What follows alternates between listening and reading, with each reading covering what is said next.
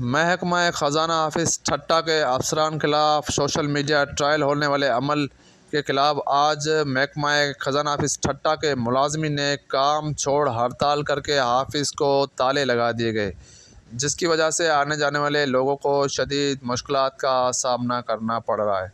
उस मौके पर महकमा ख़ज़ाना हाफिज़ ठट्टा के अफसरान का वश न्यूज़ से बातचीत करते हुए कहना है कि वीडियोज़ वायरल हुई हैं जो टोटली बेसलेस हैं, फैब्रिकेटेड हैं और मन घड़त हैं।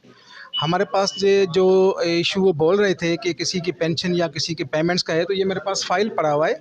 उसकी टोटल पेमेंट्स जो ना उनके अकाउंट्स में बेवाओं को चली गई है।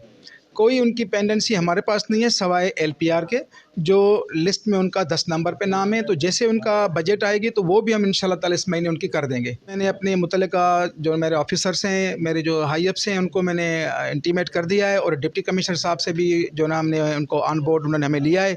उनके साथ अभी मेरी मीटिंग है, मैं उनके पास जाऊँगा तो इंशाल्लाह ताला ये हम जो मामलात हैं वो हम एमिकेबली जो ना हल करेंगे। उसके बाद कोई अमल नहीं है, क्योंकि ये तो जो ना हमारी स्टाफ की टोकन स्ट्राइक इस हवाले से जब तक डीसी साहब से मिलते हैं, डीसी साहब से इंशाल्लाह ताला हमें बहुत अच्छी होप्स है।